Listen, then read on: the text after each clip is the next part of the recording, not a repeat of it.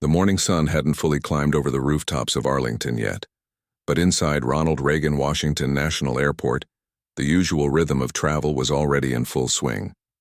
Suitcases rattled across polished floors, announcements crackled through the overhead speakers, and travelers hurried in every direction, some sipping coffee, others checking boarding passes, a few already lost in the glow of their phones. Among them stood a 16-year-old girl named Amara Okoye, leaning against a pillar near gate B12, scrolling through messages from her cousin back in Lagos. She wasn't in a rush. Her connecting flight to Atlanta wasn't due for another hour, and after a 14-hour journey from Nigeria, she was happy just to stand still for a while.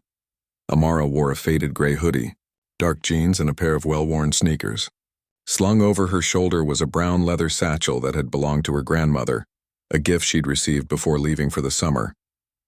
It wasn't fancy, but it held everything she needed: her passport, a notebook filled with sketches, a small photo of her parents, and a half-eaten pack of gum.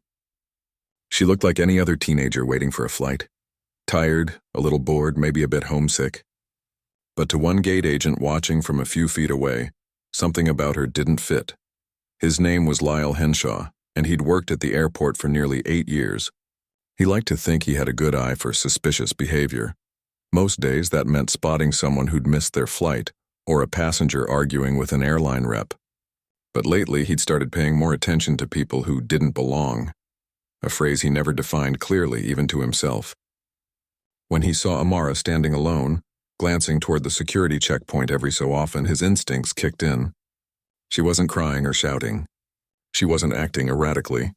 But she was black, young, and traveling alone, and in Lyle's mind that raised questions. He walked over slowly, clipboard in hand, pasting on what he thought was a friendly smile. "Morning," he said, stopping a few feet away. "Everything okay?" Amara looked up, startled but polite. "Yeah, just waiting for my flight. Delta 1422 to Atlanta?" he asked, already checking his list. "That's the one." He nodded, then tilted his head slightly. "You're traveling by yourself?" "Yeah," she said again, tucking her phone into her pocket. "My dad's meeting me in Atlanta." Lyle's eyes flicked to her satchel, then back to her face. "Mind showing me your ID? Just need to verify a few things." Amara didn't hesitate. She pulled out her U.S. passport and handed it over. Lyle flipped it open, scanning the photo, the name, the birth date. Everything checked out, but instead of handing it back with a nod, he frowned. "You just came from Nigeria?" "Yeah, spent the summer with family." "And your father's in Atlanta?" "Yep, he's picking me up." Lyle closed the passport slowly. He didn't say anything for a beat too long. Then with a tight smile, he said, "Thanks. I'll just be a minute," and walked away. Amara watched him go, a small knot forming in her stomach. She'd been through customs without a problem. TSA had waved her through with barely a glance. So why did this feel different? She told herself not to overthink it. Maybe he really did just need to verify something. Airports were strict, after all. But 2 minutes later, 2 uniformed airport police officers appeared at the edge of the gate area. They weren't running or shouting, just walking with purpose, eyes locked on her. One of them, a man with a neatly trimmed beard and a radio on his shoulder, approached first. "Amara Okoye?" he asked. She nodded. "Can you come with us for a moment? We just need to ask you a few questions." Her heart thudded, but she kept her voice steady. "About what?" "Routine security follow-up," he said, though his tone suggested it wasn't routine at all. She glanced around. A few passengers had slowed their pace, watching. One woman pulled her child closer. Amara swallowed hard and followed them toward a small office near the baggage claim area. Away from the crowds. Away from help. Inside, the room was plain. A metal table, 2 chairs, a surveillance camera in the corner. The officers asked her to sit. They didn't offer water or explain why she was there. Instead, they began asking the same questions Lyle had, but this time their tone carried an edge. "Why were you looking at the security checkpoint so much?" "I wasn't," she said. "I was just waiting." "Where's your luggage?" "In the overhead bin on the plane I just got off." "It's tagged for Atlanta. Can we search your bag?" She hesitated, not because she had anything to hide, but because no one had explained why they needed to search it. "Do you have a reason to search it?" The officer's expression hardened. "We're just doing our job, miss." "I'm not refusing," she said carefully. I just want to know what this is about. That's when things shifted. Her calm question was taken as defiance. The second officer stepped closer. You need to cooperate, he said, voice low, or this could get more complicated. Amara's hands trembled slightly in her lap, but she kept her back straight. She remembered her father's words from years ago, spoken after a school incident where a teacher had accused her of cheating just because she finished a test early. When they try to make you small, don't shrink. Stand tall, not with anger, but with truth. She took a breath. My name is Amara Okoye. I'm a U.S. citizen. I have a connecting flight in 40 minutes. I haven't done anything wrong. If you need to verify something, call my father. His number is in my phone. The officers exchanged a look. One of them reached for her satchel. We'll be looking through your things now. That's when she finally pulled out her phone and dialed. The call went straight to voicemail. Her dad was already in Atlanta, probably in traffic. But she left a quick message, voice quiet but clear.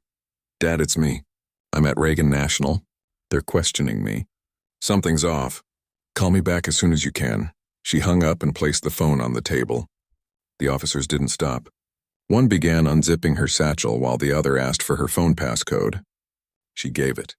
Again, not out of fear, but because she knew resisting would only make things worse. As they scrolled through her photos, her texts, her music playlists, Amara stared at the wall. She thought about her grandmother's voice, warm and steady, telling her stories under the mango tree in Lagos. She thought about her dad's laugh, the way he always made pancakes on Sunday mornings even when he had early meetings. She thought about how unfair it was that none of that mattered right now, that all they saw was a black girl alone, and that was enough to make her a suspect. Outside, the airport buzzed on. Flights departed. Families reunited. Coffee was spilled and mopped up. Life moved forward, unaware of the quiet injustice unfolding in a small room near Gate B12. But then, just as the officer pulled out her sketchbook, filled with drawings of birds, cityscapes, and her cousin's dog, his radio crackled. Unit 47, we've got a situation at Terminal B. High priority arrival. FBI escort inbound. The officer paused. Say again. FBI director en route. ETA 5 minutes. He's coming for his daughter. A beat of silence filled the room. The officer looked at Amara, then at her passport still lying open on the table. His eyes landed on the name Okoye. His face went pale because suddenly it clicked. The last name. The calm demeanor. The way she hadn't panicked even when surrounded. This wasn't just any teenager, and her father wasn't just in Atlanta. He was already on his way back, and he wasn't coming as a concerned parent. He was coming as the man who oversaw every federal agent in the country. Amara didn't know it yet, but the next few minutes would change everything, not just for her, but for everyone who'd assumed she was a threat just by existing. Elias Okoye wasn't the kind of man who rushed. Even during national emergencies, he moved with a quiet certainty that calmed rooms just by walking into them. But the moment he heard Amara's voice on the voicemail, steady, but with that tiny tremor underneath, he felt something shift inside him, something raw and ancient, the kind of fear no title or badge could shield him from. It wasn't about protocol anymore. It was about his child. He'd landed in Atlanta just 20 minutes earlier, stepping off a red-eye from D.C. after a week of meetings in Europe. He'd planned to grab coffee, pick up Amara, and spend the afternoon catching up before her first day of school. Instead, he stood in the middle of Hartsfield-Jackson's bustling terminal listening to her message again, his grip tightening on the phone. They're questioning me, she'd said. Not crying, not angry, just alert, like she knew better than to show too much. He didn't call the airport. He didn't wait for explanations.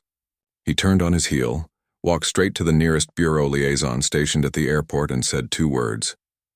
We're going back. Within minutes, a bureau vehicle was pulling up to the curb. 10 minutes after that, Elias was airborne again, this time in a small government jet usually reserved for urgent field operations. As the plane climbed into the morning sky, he dialed the head of Reagan National Security Division. His voice was calm, but there was steel underneath it. I need live camera access to Gate B12 and the adjacent holding areas. Now. He didn't explain why. He didn't have to. Within seconds, a secure feed appeared on his tablet. And there she was, Amara, Sitting in a stark room, two officers looming over her as one flipped through her sketchbook. Elias's jaw tightened. He recognized that look on her face, the one she got when she was holding everything in, trying not to give anyone the satisfaction of seeing her break. Back at the airport, the mood in the room had changed. The officers weren't rough, but their tone had lost its edge. One kept glancing at the door. The other quietly closed her sketchbook and placed it back in the satchel. They'd just received the radio update. FBI director en route, coming for his daughter. Lyle Henshaw, the gate agent who'd started it all, stood outside the room now, wringing his hands. He hadn't meant for it to go this far. He'd just thought, well, he wasn't sure what he'd thought anymore. All he knew was that the name Okoye had started ringing bells the second he heard it over the radio, and now his stomach was in knots. Amara, still seated, finally spoke. "Is my dad here?" The officer with the beard cleared his throat. "He's on his way." "Then I'll wait for him." She didn't ask to call a lawyer. She didn't demand an apology. She just sat there, hands folded, eyes steady. That calm unnerved them more than if she'd shouted. Outside, airport staff began whispering. A janitor paused his cart. A flight attendant on break stopped scrolling through her phone. Word spread fast. The FBI chief is coming. For his daughter. They detained her for no reason.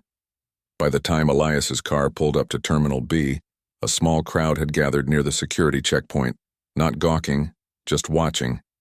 Some held their phones, but no one recorded. There was a sense that something serious was happening, something that demanded respect, not spectacle. Elias stepped out in the same suit he'd worn the day before, slightly wrinkled from travel but immaculate in its authority. He didn't rush. He walked with purpose, his credentials already in hand. Airport security parted like water as he approached. Inside the holding room, the officers stood as he entered. One opened his mouth to speak, but Elias raised a hand just slightly, and they fell silent. His eyes went straight to Amara. She looked up, and for the first time all morning, her shoulders relaxed. Not because she needed rescuing, but because she knew she wasn't alone anymore. Elias walked over, knelt beside her chair, and took her hand. "You okay?" She nodded. "Yeah." He squeezed her fingers once, then stood. Only then did he turn to the officers. "Who initiated the stop?" Lyle, who'd been hovering near the doorway, stepped forward, face flushed. "Sir, I just thought there was a discrepancy." She was alone, acting nervous. "Acting nervous?" Amara said quietly. "I was standing by a pillar." "I didn't say a word to anyone," Lyle stammered. I didn't mean..." Elias didn't raise his voice. He didn't need to. "My daughter is a U.S. citizen. She has a valid passport, a confirmed itinerary, and a father who's been expecting her for hours. There was no discrepancy. There was a judgment. And that's not security, that's bias." The room went still. Even the hum of the overhead lights seemed louder. One of the officers finally spoke. "We were just following procedure, sir." "Then your procedure needs reevaluating," Elias said, "because it failed. Not just today, but every time it treats a child like a threat because of how she looks." He turned back to Amara. "Let's go home." But before they left, he paused at the door and looked at Lyle. "You'll be contacted by Internal Affairs. Cooperate fully." Then he placed a hand on Amara's shoulder and they walked out, not with anger, but with dignity. Outside, the crowd had thinned, but a few people nodded as they passed. A woman in a floral scarf gave Amara a small, knowing smile. An older man tipped his hat. No one said a word, but their silence spoke volumes. In the car, Amara finally let out a long breath. "I didn't know what to do," she admitted. "I kept thinking, if I say the wrong thing, they'll think I'm guilty of something." Elias reached over and squeezed her knee. "You did everything right. You stayed calm. You told the truth. That's harder than most people realize." She looked out the window as DC rolled by. "Do you think they'll do anything about it?" "I don't know," he said honestly. "But I do know this, what happened to you isn't isolated. And if we don't speak up, even quietly, it'll keep happening to others." Back at their townhouse in Capitol Hill, Elias made hot chocolate the old-fashioned way. Real cocoa. A splash of milk, a pinch of cinnamon, just like Amara liked it. They sat at the kitchen table, the morning sun streaming through the windows, the city waking up around them. She told him everything. The way Lyle's eyes narrowed when she handed over her passport, the way the officers' voices changed when she asked for clarification, the way her stomach dropped when they reached for her bag. He listened without interrupting. When she finished, he didn't offer empty reassurances. Instead, he said, "Thank you for trusting me with that." Later that afternoon, while Amara napped on the couch, Elias made 3 calls. One was to the TSA administrator, another to the head of the airport's parent authority. The third was to a longtime friend who led a civil rights advocacy group. He didn't demand headlines or resignations. He asked for a review, thorough, transparent, and inclusive of community voices. That evening, news outlets began picking up the story, not because Elias had spoken to them, but because someone had posted a short, blurry clip from inside the terminal, just enough to show Amara standing calmly while officers surrounded her. The caption read, "They called the cops on a black teen for waiting at her gate. Her dad is the FBI director." Overnight, the video spread, not with outrage but with quiet disbelief. People shared it with captions like, "This could have been my sister," or, "Why do we still live like this?"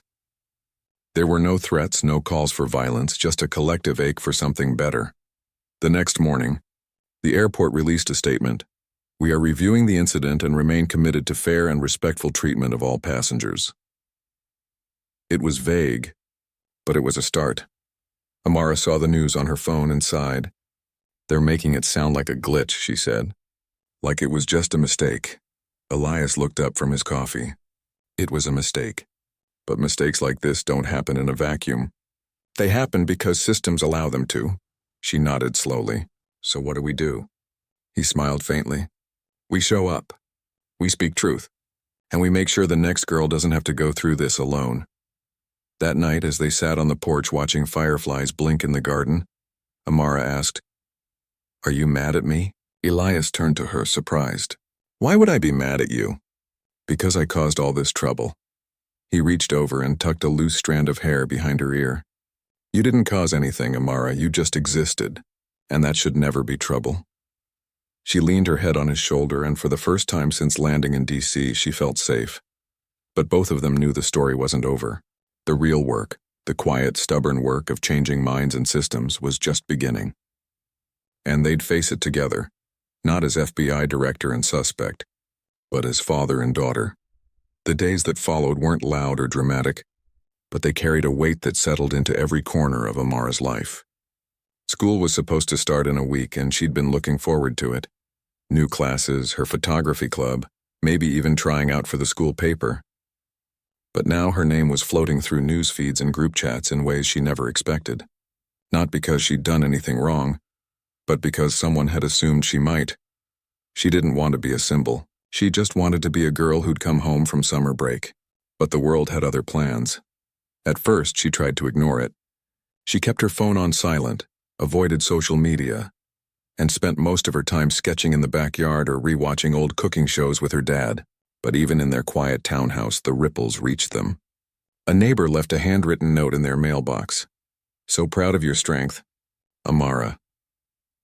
Her school principal called to say they'd be hosting a student forum on fairness in public spaces, and would she consider sharing her thoughts if she felt ready? She wasn't sure. Talking about it felt like reopening a wound that hadn't even scabbed over yet. Meanwhile, Elias moved with the kind of quiet precision that had defined his career. He didn't give interviews. He didn't post statements. Instead, he met with the head of airport security, not in a boardroom, but in a small conference room with no cameras, no press, just 2 men and a stack of policy documents. He asked questions not accusatory but searching. How often are passengers pulled aside without clear cause? Who decides what suspicious looks like? Are staff trained to recognize their own biases or just to follow gut feelings? The answers weren't comforting. The system, it turned out, relied heavily on subjective judgment. And when that judgment came from people who'd never questioned their own assumptions, it created blind spots, dangerous ones. Elias didn't stop there. He quietly convened a small team within the bureau, not investigators but behavioral scientists, community liaisons, and former TSA officers who'd spoken out about racial profiling. Their task wasn't to assign blame, but to design something better. a training module that taught frontline staff how to de-escalate, how to ask questions without accusation, and how to see people, not just profiles. He called it the Dignity Protocol. Not flashy, not political, just human. Back at home, Amara finally agreed to meet with a reporter, not from a major network but from a local youth magazine that focused on stories by and for teenagers. She chose them because they asked thoughtful questions, not sensational ones. Over iced tea on their porch, she spoke plainly. "I wasn't scared because I thought I'd done something wrong," she said. "I was scared because I knew I hadn't, and that didn't seem to matter." The article ran a week later with a photo of her holding her grandmother's satchel, not smiling but calm. It went viral among educators and parents. Teachers emailed her school asking for permission to use her words in classroom discussions. A librarian in Chicago started a book club around stories of young people navigating bias. None of it felt like fame. It felt like connection. One afternoon, while walking through Eastern Market with her dad, a woman stopped them. She looked to be in her 60s, wearing a bright yellow scarf and carrying a canvas tote full of vegetables. She didn't gawk or pull out her phone. She just said, "You're Amara, aren't you?" Amara nodded, bracing herself. The woman smiled softly. "My grandson's your age. When he saw your story, he asked me, 'Grandma, could that happen to me?' I didn't have a good answer, but thank you for making us talk about it." Amara's throat tightened. "I didn't do anything special." "You existed truthfully," the woman said. "That's more than enough." Later, over dumplings at their favorite spot in Chinatown, Amara turned to her dad. "Do you think things will actually change?" He stirred his soup slowly, not all at once. But change doesn't always come from big speeches or laws. Sometimes it starts with one person saying, "This isn't right," and another person listening. At the airport, Lyle Henshaw had been placed on administrative leave. Not fired, just removed from passenger-facing duties while an internal review took place. He'd sent a letter to airport leadership expressing regret for any distress caused, but it stopped short of an apology to Amara. Elias read it and set it aside without comment. He knew accountability wasn't just about punishment, it was about understanding. The two officers involved had been reassigned to desk roles pending retraining. One of them, the one with the beard, reached out through official channels to request a chance to speak with Amara directly. Elias asked her what she wanted to do. She thought about it for a long time. "I don't need him to say sorry to feel better," she finally said. "But if he really wants to understand, I'll talk to him. Not for him, for the next kid he meets."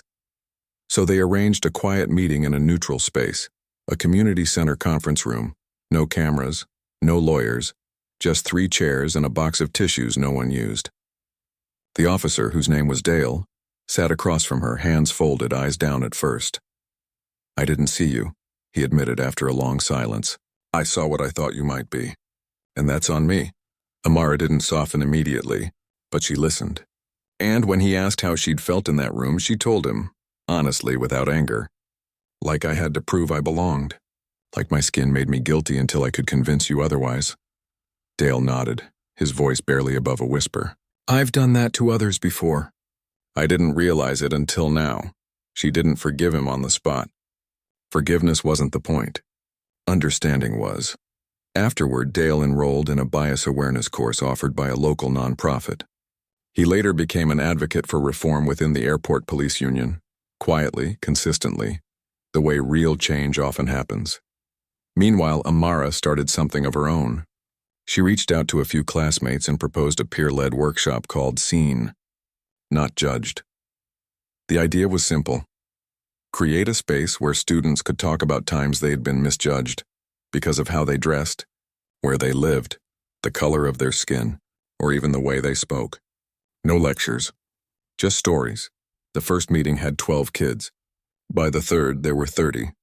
They shared experiences that ranged from being followed in stores to being told they talk white or don't look American. Amara didn't lead the conversations, she just held space for them. And in doing so, she found her own healing. One evening, as she pinned up flyers for the next session in the school hallway, a freshman stopped her. "Is it okay if I come?" he asked, eyes darting around like he was afraid someone would hear. "I'm adopted. My parents are white. People always ask me where I'm really from." Amara smiled. You belong here. That night she told her dad about it over pancakes. He'd insisted on making them even though it was a Tuesday. It's weird, she said, drizzling syrup slowly. I thought this whole thing would make me feel smaller. But it's making me feel useful. He looked at her, pride shining quietly in his eyes. You always were. The national conversation didn't fade, but it matured. News segments shifted from FBI chief's daughter detained to how airports are reevaluating passenger screening. Experts cited Amara's case not as an anomaly, but as a symptom of a larger pattern. And slowly, other airports began reaching out to the Bureau, asking about the dignity protocol. Elias made it available, for free, with no strings attached. He knew policy alone wouldn't fix everything. But it could build guardrails, so that when someone like Lyle felt uneasy about a passenger, they'd have tools to question their own reaction before acting on it. And Amara? She kept sketching. In her notebook, she drew a new series, portraits of people waiting at airports. Elderly couples holding hands, toddlers asleep on shoulders, students with backpacks, soldiers in uniform. All of them just waiting, just existing. Just human. She titled the series, Just Passing Through. No one was a threat. No one was out of place. They were all just trying to get home. And maybe, she thought as she shaded in the curve of a woman's smile, that was enough. Time has a way of softening edges, but it doesn't erase them. For Amara, the sharp sting of that morning at the airport had dulled into something quieter. A memory she carried not as a wound, but as a compass. She'd returned to school a few weeks after the incident, not with fanfare or special treatment, but with the same backpack, the same quiet steps down the hallway, and the same habit of sketching in the margins of her notebooks. Most kids didn't mention what happened. Those who did spoke gently, like they were handling something fragile. But the world outside school hadn't forgotten. Invitations began arriving, not for interviews or photo shoots, but for conversations. A youth leadership summit in Baltimore asked if she'd speak on a panel about dignity in public spaces. A nonprofit in Detroit wanted her to help design a workshop for teens navigating bias in everyday life. At first, she hesitated. She didn't see herself as an activist. She was just a girl who'd been in the wrong place at the wrong time. Or rather, the right place seen through the wrong eyes. But her dad had a way of nudging without pushing. Over breakfast one Saturday, he slid a brochure across the table. They're not asking you to fix the world, he said. Just to share your truth. That's enough. So she said yes to the summit, to the workshop, to a few classroom visits where teachers wanted students to hear from someone their own age who'd faced something real and come through it with grace. The summit in Baltimore was held in a sunlit community center with mismatched chairs and posters of civil rights leaders lining the walls. Amara wasn't the only speaker. There were others. Two. A boy who'd been followed in a bookstore. A girl who'd been told she didn't sound black. A non-binary teen who'd been misgendered by security at a train station. Each story was different, but they all carried the same ache. The feeling of being seen as a problem instead of a person. When it was her turn, Amara didn't stand at the podium. She sat on the edge of the stage, legs crossed, voice calm. They didn't yell at me, she began. They didn't handcuff me, but they made me feel like I had to prove I belonged just by standing still. And that's exhausting.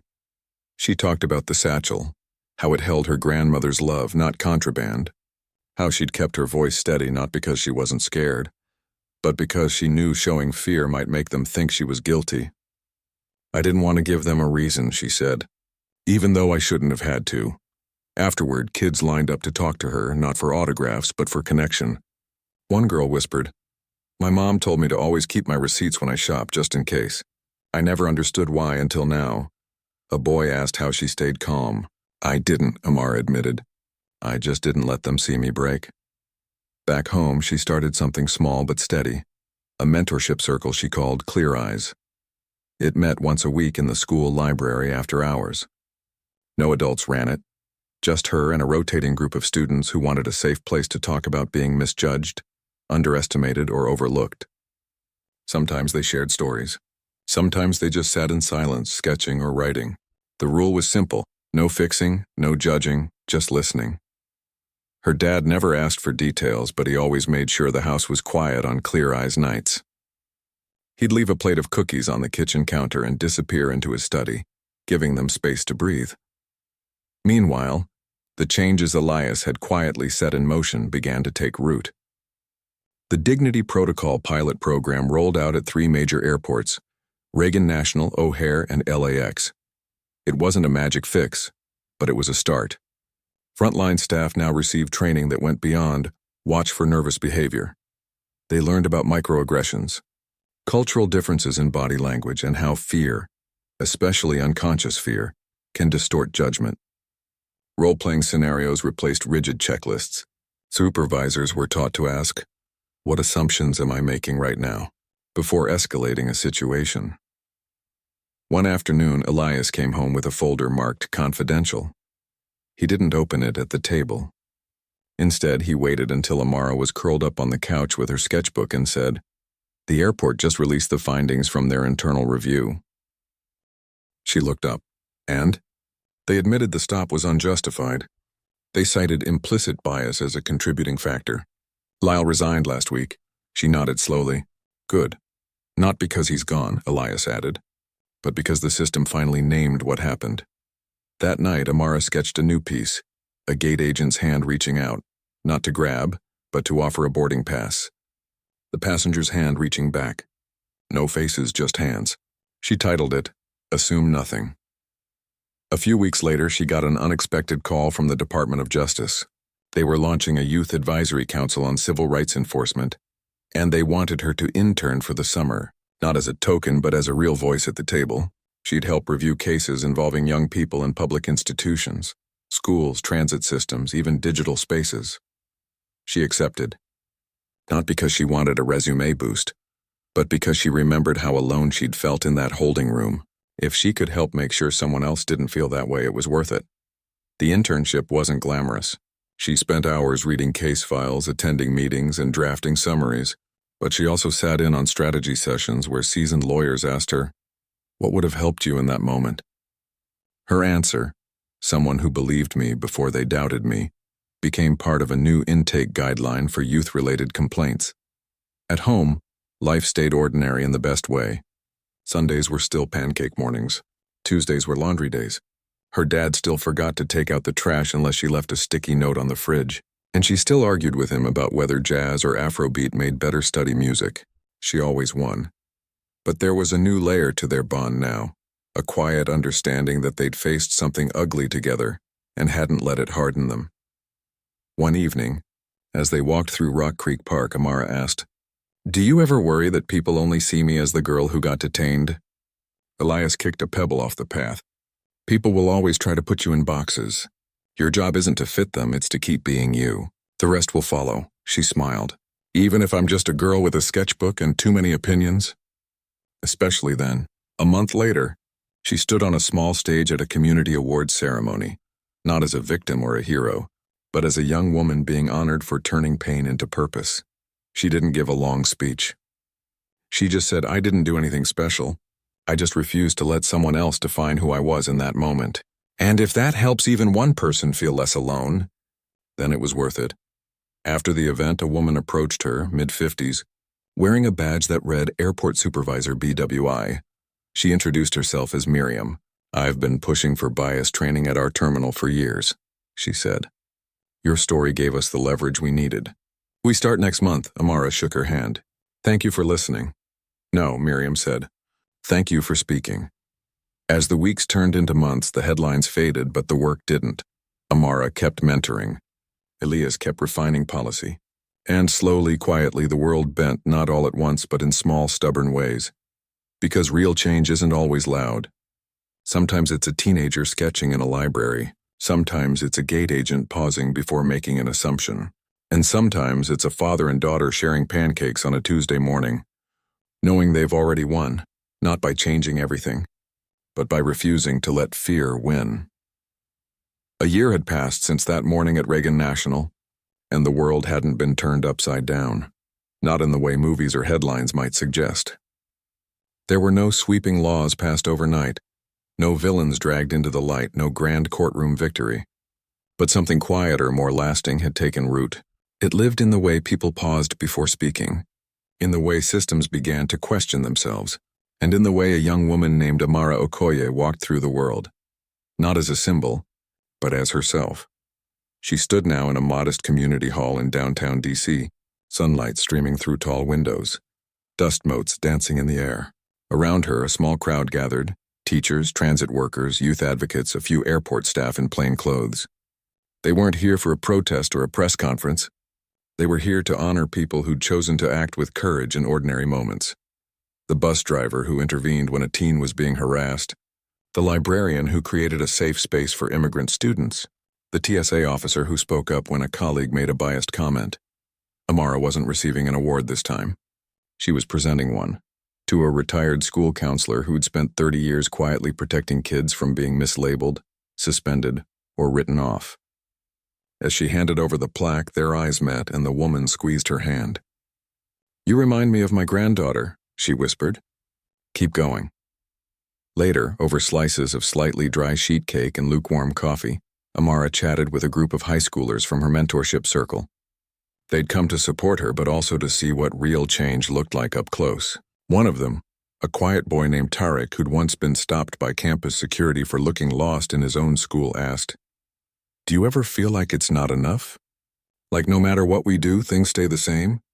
Amara thought for a moment. "Yeah," she admitted. "Sometimes I do. But then I remember it's not about fixing everything. It's about making sure the next person doesn't have to walk through the same fire alone." That was the heart of it, really. Not perfection, just progress. Measured in moments of connection, in policies revised, in voices raised not in anger but in hope. Back at the airport where it all began, things had shifted in tangible ways. The holding room near Gate B12 had been repurposed into a passenger assistance lounge, brightly lit, with comfortable chairs, water dispensers, and clear signage in multiple languages. Staff now wore small pins that read "Ask Me" in English, Spanish, and Amharic, not to signal authority but availability. And every new hire went through the dignity protocol training, which included listening to real stories from travelers who'd been misjudged. Lyle Henshaw never returned to passenger services. He'd taken a position in baggage logistics far from the front lines. He never reached out to Amara, and she never expected him to. But in a quiet way, his departure had opened space for others to step in. People like Miriam, the supervisor from BWI, who'd become a vocal advocate for inclusive screening practices across the region. As for the two officers who'd questioned Amara that day, one had left airport security entirely and gone back to school to study social work. The other, Dale, had stayed but now helped lead the bias awareness workshops. He'd even spoken at a conference sharing how a 16-year-old girl's quiet dignity had changed the course of his career. He never mentioned her by name. He didn't need to. Everyone knew. Amara's own path had deepened too. Her mentorship circle, Clear Eyes, had grown into a citywide network with chapters in 3 other schools. She'd partnered with a local arts nonprofit to turn some of her sketches into a traveling exhibit called Just Passing Through. It had shown in libraries, community centers, even a small gallery in Brooklyn. People would stand in front of the portraits of travelers of all ages, races, and backgrounds, and sometimes they'd cry. Not from sadness, but from recognition. "That's me," one woman had said, pointing to a drawing of an older black woman clutching a suitcase. "That's exactly how I feel every time I fly." Her internship with the Department of Justice had turned into a part-time role during college applications. She wasn't planning to become a lawyer, but she'd discovered a passion for policy design, especially the kind that centered real human experiences. When asked in interviews what inspired her, she never led with the airport story. She talked about her grandmother's satchel, about the power of being seen, about how systems should protect people, not police them. At home, life remained beautifully ordinary. Her dad still burned toast on Sundays. She still left her shoes by the front door, no matter how many times he asked her not to. They still argued about music, though he'd recently admitted that Afrobeat did, in fact, make excellent study background noise. One evening, as they sat on the porch watching the fireflies return for another summer, Amara asked, "Do you think we did enough?" Elias didn't answer right away. He sipped his tea, watching a moth flutter around the porch light. "Enough for what?" he finally said. "We didn't end bias. We didn't rewrite human nature. But we showed up. We spoke truth." and we gave others permission to do the same. She nodded. That was the thing. Change wasn't a finish line. It was a relay. You ran your leg, passed the baton, and trusted the next person to keep going. A few weeks later, Amara received a letter from a middle school in Ohio. A teacher had used her story in a lesson about fairness, and a student had written her a poem. It wasn't polished or perfect, but it ended with, "You stood tall so I could stand taller." She taped it to her bedroom wall, right next to a photo of her and her dad at the airport, not the day of the incident, but a few months later, when they'd gone back together, just to walk through the terminal, reclaim the space, and prove to themselves that fear didn't get the final word. Now, as she prepared for her senior year, Amara wasn't defined by what happened to her. She was shaped by how she'd responded, not with bitterness, but with openness, not with silence, but with story, and that, in the end, was the most powerful kind of resistance. The world hadn't changed overnight, but in small, stubborn ways it had begun to bend, toward fairness, toward dignity, toward